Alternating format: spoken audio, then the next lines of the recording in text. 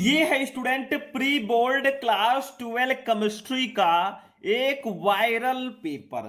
अगर आपको भी केमिस्ट्री का प्री बोर्ड एग्जाम देना है ना, तो आज का ये पेपर बस शुरू से लेकर लास्ट तक देख लेना।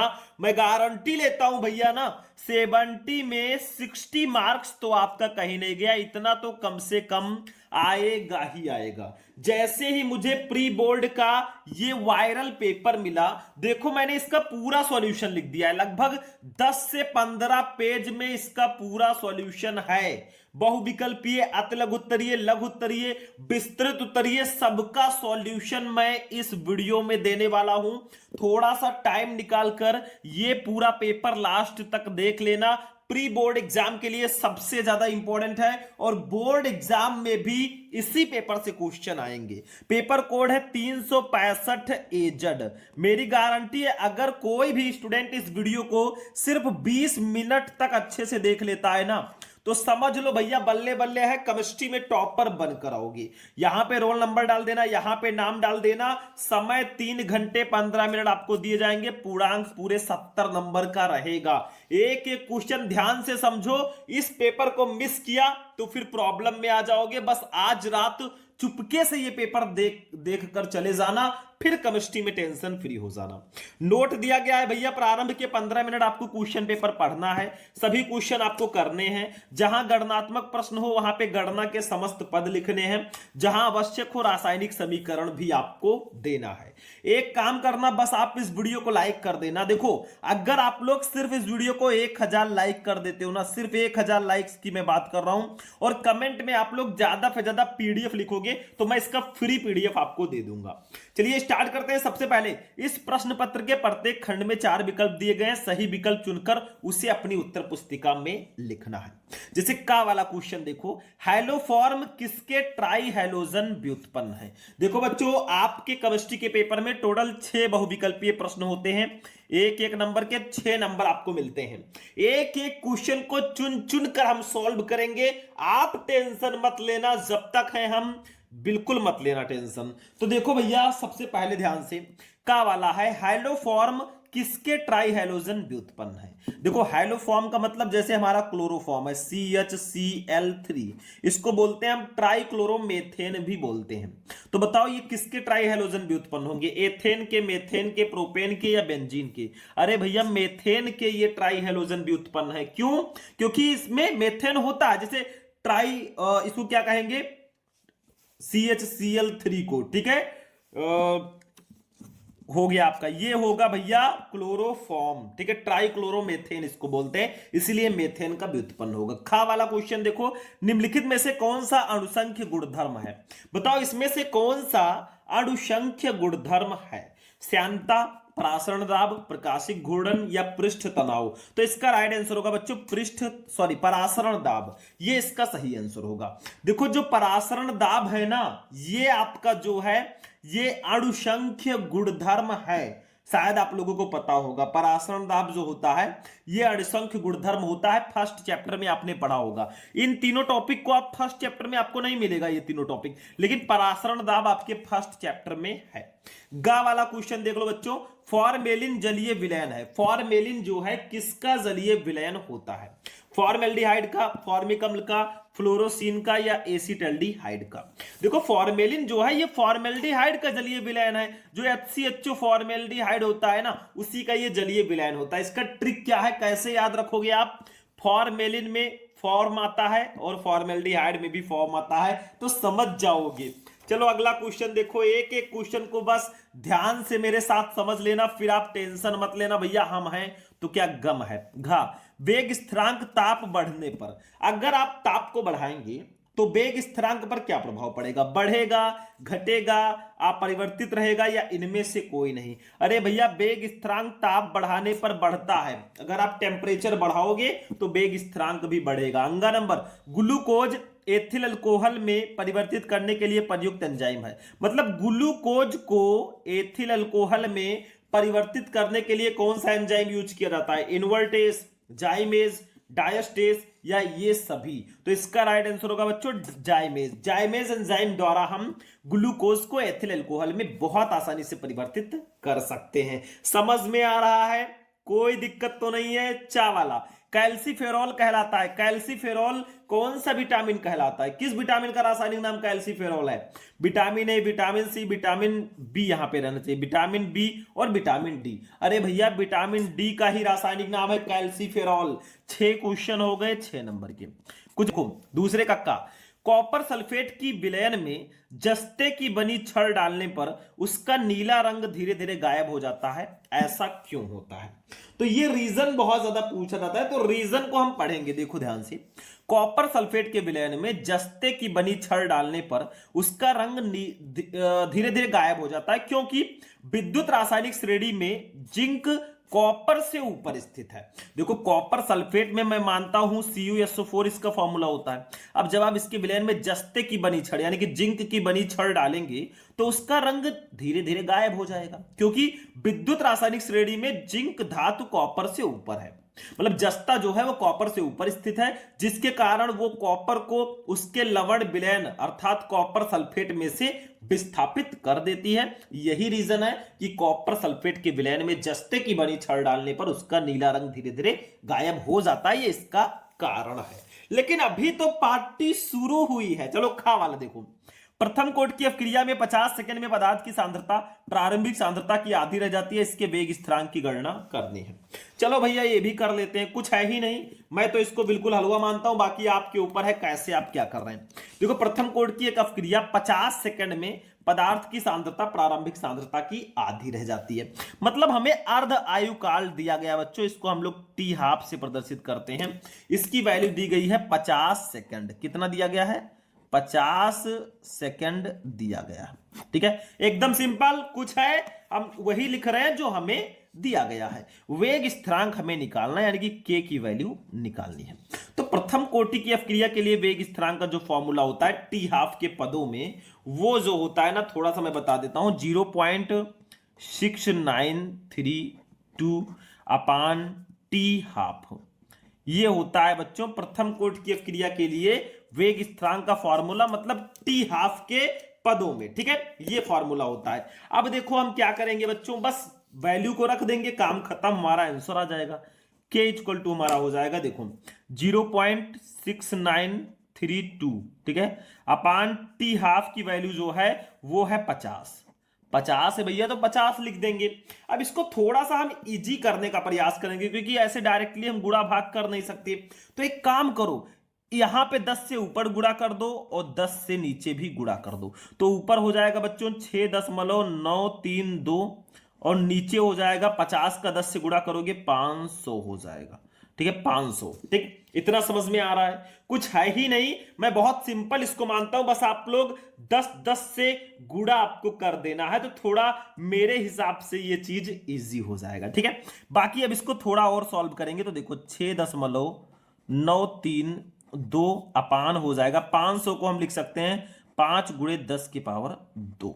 अब 6.932 को हम 5 से कट करेंगे तो हमारा 1.38 आएगा। कितना? 1.38। तो हमारा फाइनल आंसर आ गया क्या? देखो कितना आसान है। 1.38 गुणे 10 के पावर प्लस 2 है नीचे, ऊपर जाएगा 10 के पावर माइनस 2 हो जाएगा। और प्रथम कोटि की अपक्रिया के लिए वेग स्थिरांक का मात्रक होता है सेकेंड इनवर्स। ये देखो देखो भाई, देखो आंसर आ गया आप लोगों का। समझ में आया? बहुत आसान है, कुछ है नहीं, बस इस फॉर्मूले को याद रखना। अभी तो हम मापी है मुट्ठी भर जमी हमने बेटा, अभी तो पूरा आसमान बाकी है। अभी कुछ नहीं पढ़ा, पूरा पेपर हमें सॉल्व करना है। चलो अगला क्वेश्चन देखते हैं, इसको मैं साइड में रखता हूं, नेक्स्ट क्वेश्चन पे चलते हैं हम लोग। बहुत ध्यान से समझना, एक एक क्वेश्चन आपके लिए समझ लो वरदान है, मैं मानता हूं। ठीक है, चल नेक्स्ट क्वेश्चन है कोलरॉस का नियम समझाइए भाई। नियम जितने भी हैं, चाहे वो हेनरी का नियम हो, राउल्ट का नियम हो, कोलरॉस का नियम हो, नियम तो आपको छोड़ना ही नहीं है, ये आप नियम बना लो। चाहे फैराडे के विद्युत अपघटन का नियम हो, सारे नियम पढ़ो। तो कोलरॉस का नियम क्या है? ये नियम मैं आपको पहले भी बता चुका हूं कई बार, और आज भी बताने वाला हूं, क्योंकि हम जब तक तोड़ते नहीं है भाई तब तक छोड़ते नहीं है। चलो देखो क्या है इस किसी विद्युत अपघट्ट की अनंत तनुता पर चालकता इसके धनायनों तथा ऋणायनों की मोलर चालकताओं के योग के बराबर होती है। मान लो हम विद्युत अपघट्ट ले लेते हैं HCl, ठीक है। अब जब HCl का विद्युत अपघटन कराओगे बेटा तो किसमें ये टूटेगा, ये H प्लस में टूट जाएगा और प्लस Cl माइनस में टूट जाएगा। टूटेगा कि नहीं टूटेगा, बिल्कुल टूटेगा। अब आपका कोलरोस का नियम क्या बोल रहा है कि किसी विद्युत अपघट्ट की अनंत तनुता पर चालकता, जैसे हम ले लेते हैं अनंत तनुता, लैम्डा m इनफाइनाइट कर देंगे क्योंकि अनंत तनुता पर चालकता है। किसकी विद्युत अपघट्ट है, HCl हमने लिया है, इसकी अनंत तनुता पर जो बेटा चालकता है ना वो किसके बराबर होगी, इनके नियम के अनुसार वो होगी H प्लस यानी कि हाइड्रोजन की मोलर चालकता और plus lambda infinite Cl minus chlorine के मोलर चालकता के योग के बराबर होगी। तो ये आपका हो गया बच्चों सिंपल सा बिल्कुल कोलरोस का नियम, ठीक है। हो गया कि नहीं, मतलब कुछ है नहीं, मैं तो मानता हूं भाई बिल्कुल हलवा है, बस आप लोगों को थोड़ा सा यहां पे दिमाग लगाना है। जो दिमाग मैंने आपको बता दिया कि भैया एक आपको सिंपल सा समझना है नियम कि किसी विद्युत अपघट्ट की अनंत तनुता पर चालकता इसके धनायन तथा ऋणायनों की मोलर चालकताओं के योग के बराबर होगी। तो देखो HCl जो है H प्लस और Cl माइनस आयन में टूटेगा तो लैम्डा इनफाइनाइट m ये होगा अनंत तनुता पर मोलर चालकता है HCl विद्युत अपघट्ट की, वो इसके धनायन और ऋणायन की मोलर चालकता के योग के बराबर होगा। अनुप्रयोग क्या है भाई साहब, देखो ध्यान से। फर्स्ट अनुप्रयोग में फर्स्ट है अनंत तनुता पर, इसका अनुप्रयोग कहां कहां हमें देखने को मिलता है, देखो अनंत तनुता पर दुर्बल विद्युत अपघट्ट की मोलर चालकता ज्ञात करना, यहां पे इसका उपयोग होता है। दूसरा दुर्बल विद्युत अपघट्टों के वियोजन की मात्रा ज्ञात करने में भी हम इसका यूज करते हैं। बस हो गया, ठीक है, ये इसका अनुप्रयोग है। अगला देखो घा वाला, क्लोरोफॉर्म को प्रकाश एवं वायु के प्रभाव से बचाने के लिए कौन सी सावधानियां बरती जाती हैं, मतलब क्लोरोफॉर्म को हम प्रकाश एवं वायु के प्रभाव से कैसे बचा सकते हैं। देखो यही रीजन लिख दो, 2 नंबर फिक्स है। क्लोरोफॉर्म का फॉर्मूला क्या होता है, CHCl3, जिसको हम ट्राइक्लोरोमेथेन भी बोलते हैं। तो क्लोरोफॉर्म को रंगीन बोतलों में, अगर आपको क्लोरोफॉर्म को प्रकाश एवं वायु के प्रभाव से बचाना है ना तो क्लोरोफॉर्म को रंगीन बोतलों में काले कागज में लपेटकर अंधेरे में या मुंह तक भरकर तथा 1% C2H5OH यानी कि एथिल अल्कोहल की कुछ बूंद मिलाकर रखना चाहिए, तभी हम क्लोरोफॉर्म को प्रकाश एवं वायु के प्रभाव से बचा सकते हैं। इसी प्रकार से हम बचा सकते हैं, बाकी कोई तरीका नहीं है, ठीक है। चलो भैया इसको भी हम हटाते हैं, चलते चलो आगे बढ़ते चलो, बाकी हम देख लेंगे। ये भी क्वेश्चन हो गया, मतलब हमारे 4 क्वेश्चन तो हो गए काखा गघा करके 2-2 नंबर के, 8 नंबर कंप्लीट। अभी 4 क्वेश्चन और भी रहेंगे। देखो तीसरे कक्का, बहुत ध्यान से समझो। अब हमारा वो क्वेश्चन आ चुका है जो 3 नंबर में डायरेक्टली आता है, 2 नंबर में यहां पे भले ही दे दिया गया लेकिन ये 3 नंबर में बहुत ज्यादा आता है। देखो उप सहसंयोजक यौगिकों के वर्नर सिद्धांत की व्याख्या करनी है। काफी ज्यादा इंपॉर्टेंट क्वेश्चन है और इसको हम मिस आउट करेंगे नहीं भाई, क्योंकि जो क्वेश्चन इंपॉर्टेंट होता है उसको हम भाई छोड़ते नहीं है। तो देखो वर्नर सिद्धांत की अभिधारणाएं, आप हेडिंग डाल देना और प्रश्नोत्तर संख्या डालकर लिखना। देखो उप सहसंयोजन यौगिकों में केंद्रीय धातु परमाणु या आयन 2 प्रकार की संयोजकताएं प्रदर्शित करते हैं। जैसे प्रथम है प्राथमिक संयोजकता और दूसरा है द्वितीयक संयोजकता, ठीक है। मतलब बहुत आसान है, कुछ करना नहीं है। जैसे ठीक है, तो ये आप लोगों का जैसे मैंने बताया था K4, ठीक है, Fe ऐसे कुछ था, ठीक है। तो ये आपका उपसंयोजन यौगिकों में, देखो ध्यान से समझो, पर वर्नर सिद्धांत को आप लोग अच्छे से समझ लो, बाकी यहां पे कुछ नहीं करना है। तो देखिए यहां पे कुछ ऐसे था, ये वाला ब्रेकेट नहीं रहेगा बच्चों, K4 और बड़े ब्रेकेट में रहेगा FeCN, ठीक है, FeCN6 कुछ ऐसे था, ठीक है, K4 FeCN6 ये एक उपसंयोजन यौगिक है, ठीक है। तो यहां पे जो Fe है ये केंद्रीय धातु परमाणु है, ठीक है। तो ये 2 प्रकार की संयोजकता प्रदर्शित करता है, जैसे प्राथमिक संयोजकता और द्वितीयक संयोजकता।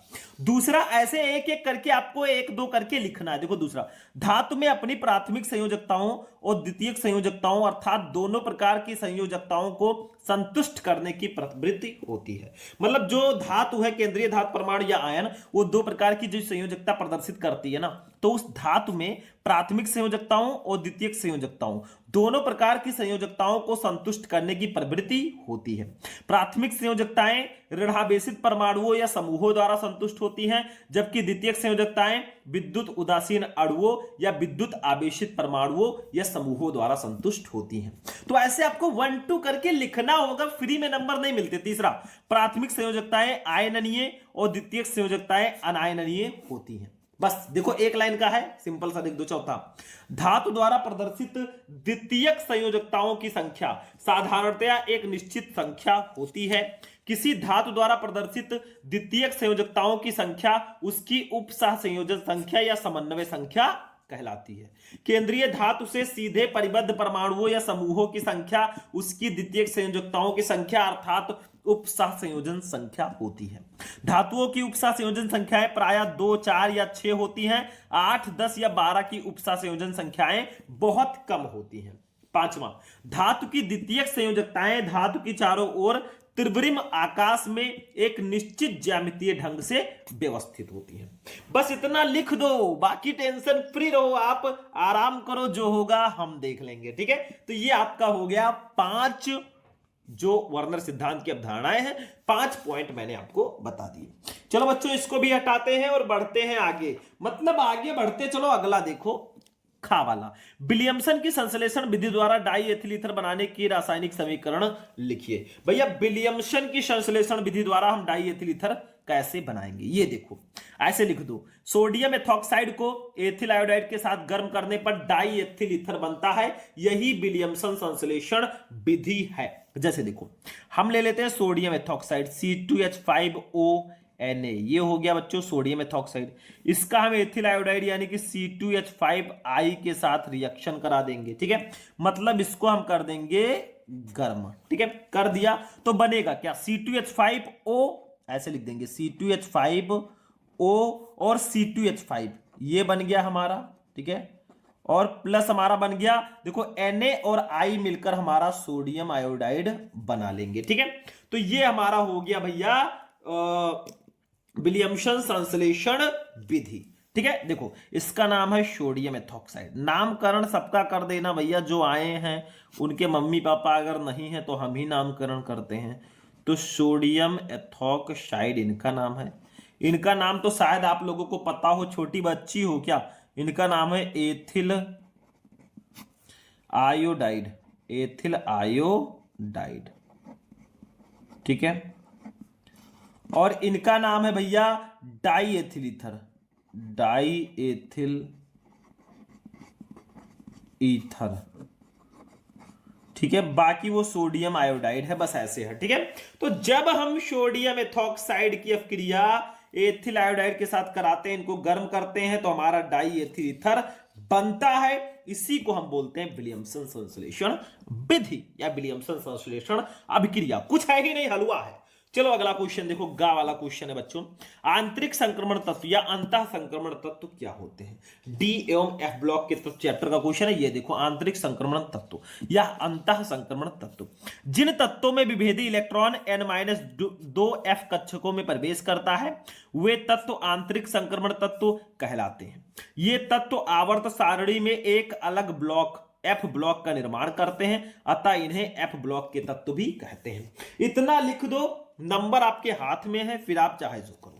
चलो हो गया भैया, यहां पर भी हमारे शायद गा वाला 3 क्वेश्चन हो चुके हैं, अभी भी एक क्वेश्चन बाकी है हमारे अतलग उत्तरीय प्रश्नों में। ये न्यूमेरिकल है, और न्यूमेरिकल को हम छोड़ दें ऐसा हमने कभी किया ही नहीं भाई, तो न्यूमेरिकल तो सॉल्व करेंगे। देखो घा वाला, एक अवाष्पीय पदार्थ के 2.5 ग्राम को 100 ग्राम बेंजीन में घोलने पर क्वथनांक की 0.4 डिग्री सेल्सियस वृद्धि हुई। बेंजीन के लिए मोलल उन्नयन स्थिरांक 2.67 है। पदार्थ के अणुभार की गणना कीजिए। भाई चलो ये देखो, सेम क्वेश्चन यहां पर भी मैंने लिखा है, बस निकालते हैं। देखो हमें 2.5, देखो ध्यान से, 2.5 ग्राम को 100 ग्राम बेंजीन में घोला गया है। तो भाई यहां पे किसकी मात्रा ज्यादा है, इतना तो आपको पता ही है। देखो यहां पे जो 2.5 है ये कम है, ये विलेय होगा। 100 ग्राम बेंजीन ये विलायक होगा। ठीक है, क्वथनांक में वृद्धि, क्वथनांक में उन्नयन 0.4 डिग्री सेल्सियस है, और मोलल उन्नयन स्थिरांक 2.67 है। तो जो जो दिया गया उसको लिखो। सबसे पहले हमें दिया गया बच्चों विलेय का भार, विलेय का भार। ठीक है, इसको हम लोग डिनोट करते हैं स्मॉल w से। और फिर उसके बाद में देखो विलेय का भार दिया गया है 2.5 ग्राम, जिसकी मात्रा कम होगी भैया विलयन में वो विलेय होगा। फिर हमें दिया गया है विलायक का भार, क्या, विलायक का भार, ठीक है, इसको हम लोग डिनोट करते हैं कैपिटल W से। ये दिया गया है बच्चों 100 ग्राम, क्योंकि 100 ग्राम बेंजीन में घोला गया है तो ये 100 ग्राम हो जाएगा। फिर हमें दिया गया क्वथनांक में उन्नयन, क्वथनांक में उन्नयन, उन्नयन, इसको हम लोग डिनोट करते हैं बच्चों डेल्टा TB से। इसकी वैल्यू दी गई है 0.4 डिग्री सेंटीग्रेड। जो जो चीजें दी गई है वही हम लिख रहे हैं। फिर हमें मोलल उन्नयन स्थिरांक दिया गया है, मोलल उन्नयन स्थिरांक, स्थिरांक इसको हम लोग डिनोट करते हैं KB से। और इसकी वैल्यू दी गई है बच्चों 2.67। हमें निकालना है पदार्थ का अणुभार यानी कि m की वैल्यू हमें निकालनी है। चलो एक फॉर्मूला लगाते हैं क्वथनांक में उन्नयन का, आसान है, बस थोड़ा सा दिमाग लगाना है। देखो क्वथनांक में उन्नयन, उन्नयन, इसको हम लोग डेल्टा TB से डिनोट करते हैं। इसका फॉर्मूला मैंने आपको बताया था, डेल्टा TB बराबर होता है, देखो 1000 गुणे KB गुणे स्मॉल w अपान m इंटू कैपिटल W, ठीक है। ये फॉर्मूला होता है हमारा क्वथनांक में उन्नयन का, ठीक है बच्चों। अब यहां से हमें m निकालना है तो दूसरा फॉर्मूला निकाल लो। देखो इसके जगह पर m कर दो डेल्टा TB के जगह पर, और इसको इसके नीचे ले आओ तो 1000 गुणे KB गुणे स्मॉल w अपान delta TB into capital W। ये हमारा नया फॉर्मूला आ गया। कुछ किया नहीं हमने भाई, इसको यहां ले गए, इसको यहां ले आए, काम खत्म है, ठीक है। हलवा है कि नहीं है, बिल्कुल सिंपल है, क्वेश्चन में कुछ नहीं है। तो यम बराबर देखो 1000 हो जाएगा। KB की वैल्यू स्मॉल w, KB की 2.67 है, स्मॉल w की 2.5 है, तो 2.67 गुणे 2.5 अपान डेल्टा TB की वैल्यू है बच्चा पार्टी 0.4 था, और इंटू कैपिटल W का है 100 ग्राम, ठीक है। विलायक का भार 100 ग्राम है।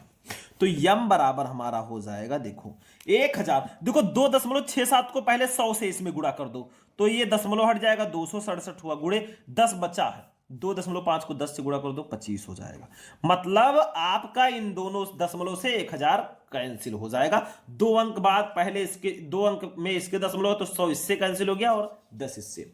अपान 0.4 को 100 से गुणा करो, ये 40 आ जाएगा। यहां पे हम इसका गुणा कर देंगे तो हमारा हो जाएगा बच्चों 267 को 25 से गुणा करो तो ये 6675 आ जाएगा, और अपान 40 आ जाएगा, ठीक है। कितना 40।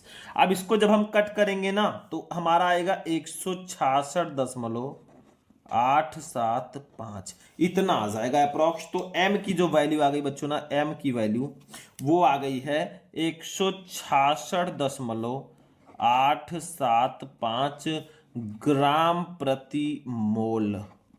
यही इसका आंसर हो जाएगा। बस काम खल्लास है बेटा, 166.875 ग्राम प्रति मोल। तो ये फॉर्मूला आप लोग याद रखना जो आपके सामने दिया गया है। बाकी ये क्वेश्चन भी बिल्कुल हलवा है मेरे हिसाब से, ठीक है। तो ये भी क्वेश्चन हो गया, मतलब चारों क्वेश्चन हो गए। तो 4 गुणे 2 बराबर 8 नंबर यहां पर भी हमारे कंप्लीट हुए। अहो भाग्य हमारे जो 8 नंबर कंप्लीट हुए हमारे।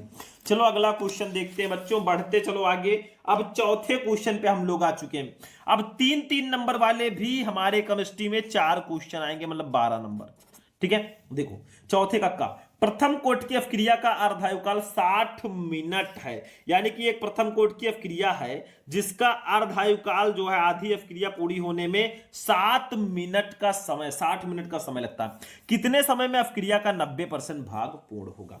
ये न्यूमेरिकल 3 नंबर 4 नंबर सब में पूछा जाता है, तो इसको हम बिल्कुल भी मिस नहीं करेंगे और यहां पे इसको देख ही लेंगे। देखो प्रथम कोट की अवक्रिया का अर्धायुकाल 60 मिनट है। चलो हमें दिया गया टी हाफ, टी हाफ बराबर दिया गया है 60 मिनट। कितना?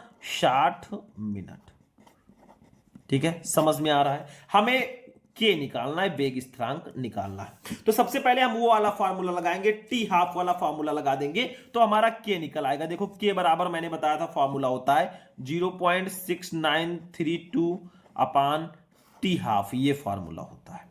ठीक है, टी हाफ ये फार्मूला होता है।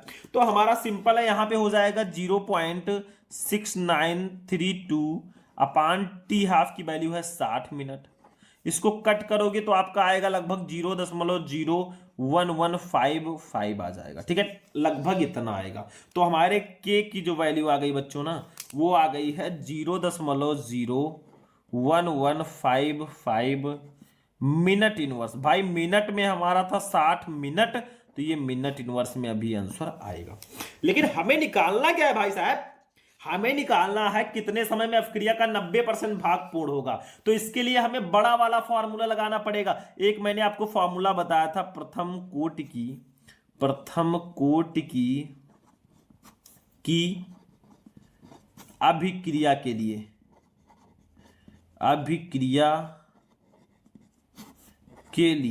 ठीक है, के लिए एक फॉर्मूला बच्चा पार्टी मैंने आपको बताया था। वो फॉर्मूला था के बराबर, एक फॉर्मूला था 2.303 अपान टी इंटू लॉग ए अपान ए माइनस एक्स। ये फॉर्मूला था बच्चों, ये प्रथम कोटि की अभिक्रिया के लिए वेग स्थिरांक का फॉर्मूला था। अब ए क्या है? देखो यहां पे ए क्या है? अभिकारक की प्रारंभिक सांद्रता, ए माइनस एक्स है टी समय पश्चात अभिकारक की सांद्रता। तो थोड़ा दिमाग लगाओ, यहां पे थोड़ा आपको अपना माइंड यूज करना है। बाकी हम जो है आपको पूरा न्यूमेरिकल बताएंगे, उसके लिए टेंशन मत लेना। ठीक है, तो माना अभिकारक की प्रारंभिक सांद्रता, इसको हम मान लेंगे ए। और मान लो जो प्रारंभिक सांद्रता थी अभिक्रिया स्टार्ट होने से पहले वो 100 थी। कितना? 100। अब टी समय पश्चात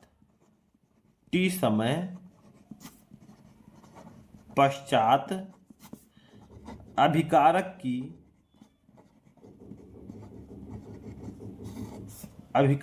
की सांद्रता,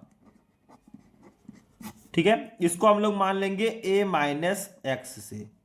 ठीक है, तो देखिए टी समय पश्चात जो अभिकारक की सांद्रता होगी ना ए माइनस एक्स, तो यहां पे आपको दिमाग लगाना है। देखो 100 में से हमें कितना घटाना है? 100 माइनस, देखो जितने मिनट में आपको जितना परसेंट पूछा जा रहा है उतना घटा दो। कितने समय में अभिक्रिया का 90% पूरा होगा, तो 100 में से 90 घटाओ। 80% पूछा जाए तो 80 घटा देना। ठीक है, तो यहां पे 100 में से हम 90 को घटा देंगे, तो हमारा ए माइनस एक्स की जो वैल्यू आ जाएगी बच्चों ना, ए माइनस एक्स की वैल्यू वो आ जाएगी फाइनली 10 आ जाएगी। ठीक है, अब हम इस सारे वैल्यूज को इस वाले फॉर्मूले पर रखेंगे। यानी कि हमने फॉर्मूला आपको बताया के बराबर होता है 2.303 अपान टी लॉग ए अपान ए माइनस एक्स। मैंने बताया कि ये फॉर्मूला होता है। अब हम सारी वैल्यूज को इसी पर पुट कर देंगे जो जो हमें पता है। देखो भैया हमें के की भी वैल्यू पता है। के की वैल्यू कितनी निकाली थी ऊपर? 0.01155। तो यहां पे के के जगह पर रख देंगे 0.01155। ठीक है, ये हो गया। उसके बाद में 2.303 हमारा ऐसे ही रहेगा, अपान टी की वैल्यू ऐसे ही रखेंगे, लॉग ए की वैल्यू हमने बताई थी 100। ठीक है, और ए माइनस एक्स की वैल्यू कितनी है? देखो 100 में से 90 घटाया था 10 आया था। इस 0 से 0 कैंसिल कर दो, तो हमारा जो आएगा ना, थोड़ा आगे बढ़ो अब आप लोग। देखो इस टी को हम इधर ले चलते हैं, टी को इधर ले चलेंगे क्योंकि टी हमें निकालना है। टी हो जाएगा 2.303 अपान 0.01155, इतना हो गया। और इंटू लॉग 10 हो जाएगा, क्योंकि भाई 100 को 10 से हमने भाग दे दिया है, तो फाइनली हमारा 10 ही तो आएगा।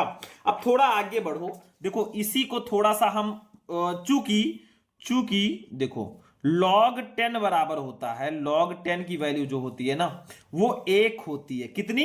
log 10 की वैल्यू जो होती है बच्चों वो 1 होती है। तो इसके जगह पर 1 रख देंगे तो हमारा t बराबर 2.3035 0.01155 आ जाएगा। तो हमारा t बराबर आ गया 2.303 अपान 0.01155। इसको कट करोगे तो आपका लगभग 199.39 आएगा। भाई गुणा भाग तो आपको करना पड़ेगा वहां पे, मैं नहीं आऊंगा गुणा भाग करवाने। तो टी बराबर हमारा हो जाएगा 199.39 मिनट। ये मिनट में आंसर आएगा और इतना ही समय लगेगा भैया इस अवक्रिया को पूरा होने में। मतलब हम कह सकते हैं सिंपली, थोड़ा उठाकर कहते हैं इसको। देखो ये प्रथम कोटि की अवक्रिया का अर्धायुकाल अगर 60 मिनट है तो 90% भाग जो है वो 199.39 मिनट में पूरा हो जाएगा। ठीक है बच्चों, थोड़ा बड़ा था न्यूमेरिकल, बट बड़े छोटे से हमें क्या मतलब, हमें तो करना है। खा 1.822 ग्राम कार्बनिक यौगिक जिसका अणुभार 155 है, इसको 100 ग्राम बेंजीन में घोलने पर हिमांक में 0.6 डिग्री सेल्सियस की कमी पाई गई। बेंजीन के मोलल अवनमन स्थिरांक की गणना कीजिए। ये न्यूमेरिकल मैं आपको पहले ही करवा चुका हूं, आप लोग यूट्यूब पे सर्च करना solution chapter important numerical Shubham lecturer.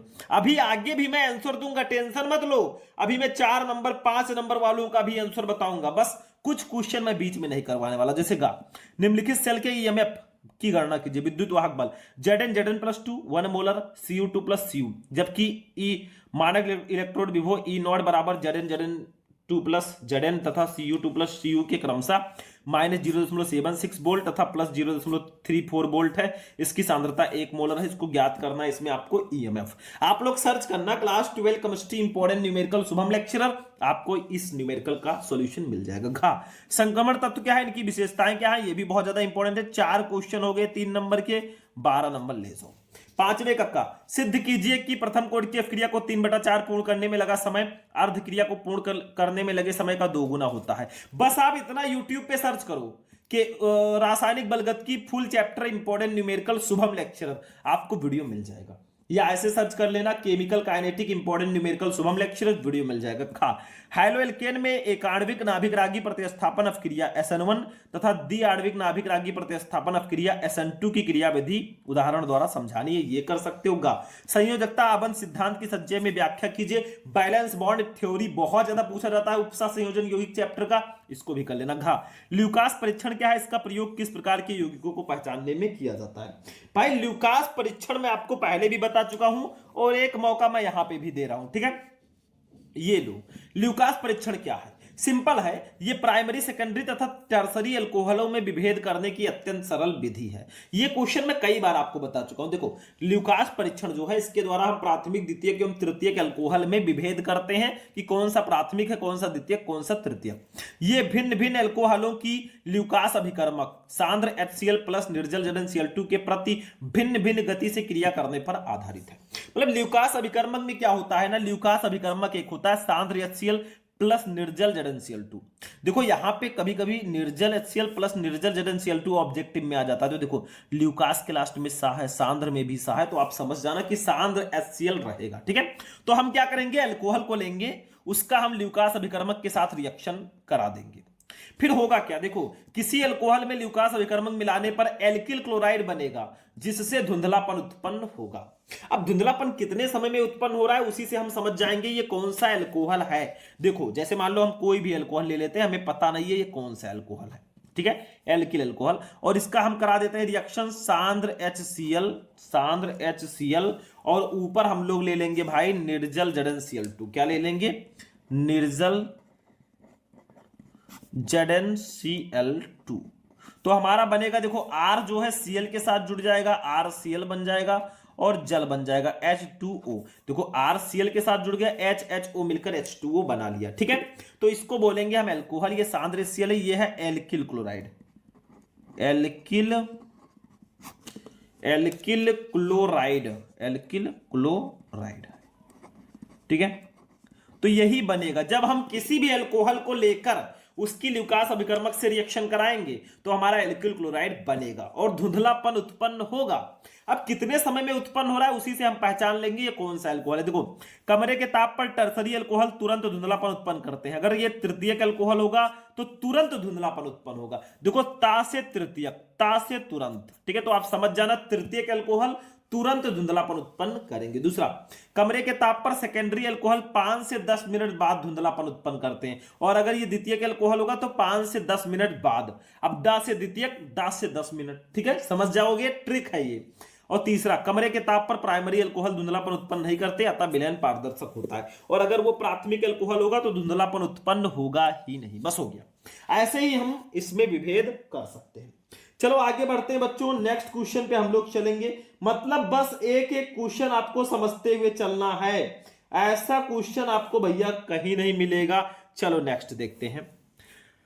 संयोजकता आबंध सिद्धांत हो गया, ल्यूकास अभिकर्मक, यानी कि 4 नंबर के भी 4 क्वेश्चन हो गए, 16 नंबर कंप्लीट है। ठीक है, अब हम लोग चलेंगे अपने फाइनल क्वेश्चन पे, यानी कि लॉन्ग क्वेश्चन पे। देखो ये 6 का एथेनॉल बनाने की औद्योगिक विधि का वर्णन कीजिए तथा रासायनिक समीकरण भी लिखिए। एथेनॉल से मेथेनॉल परिवर्तन का रासायनिक समीकरण लिखिए। पता है तो कोई, नहीं तो अथवा लगा है। डाई एथिल ईथर बनाने की प्रयोगशाला विधि। देखो, एथेनॉल का फॉर्मूला होगा C2H5OH, डाई एथिल ईथर का C2H5O C2H5, ठीक है। तो डाई एथिल ईथर बनाने की प्रयोगशाला विधि का वर्णन कीजिए, संबंधित अपक्रियाओं के रासायनिक समीकरण भी दीजिए, इसकी अंधेरे में क्लोरीन के साथ अपक्रिया का समीकरण दीजिए। दोनों ऐसे देखो, अगला अक्खा वाला क्या होता है जब केवल रासायनिक समीकरण दो, 5 क्वेश्चन 5 नंबर। जैसे देखो, फॉर्मल्डिहाइड की सांद्र अमोनिया से अपक्रिया होगी तो क्या होगा, एसीटोन का सांद्र सल्फ्यूरिक अम्ल के साथ आसुत किया जाएगा तो क्या बनेगा, फिर बेंजल्डिहाइड को सांद्र NaOH के साथ अभिक्रिया कराया जाएगा तो क्या बनेगा, और फॉर्मल्डिहाइड को सांद्र NaOH के साथ गर्म करेंगे तो क्या बनेगा, मेथिल अल्कोहल को हाइड्रोक्लोरिक अम्ल के साथ अपक्रिया कराएंगे तो क्या बनेगा। भाई अथवा लगाए, नहीं पता है तो ये कर लो, ये भी रिएक्शन है। कैसे प्राप्त करोगे, केवल रासायनिक समीकरण दो। जैसे मेथिल अल्कोहल से एथिल अल्कोहल, एसीटोन से क्लोरोफॉर्म, बेंजीन से पिक्रिक अम्ल, क्लोरोबेंजीन से टॉल्यूइन, बेंजोइक अम्ल से बेंजल्डिहाइड। कैसे बनाओगे, ये भी बहुत इंपॉर्टेंट है भाई। 5 कर लो, 5 नंबर ले जाओ।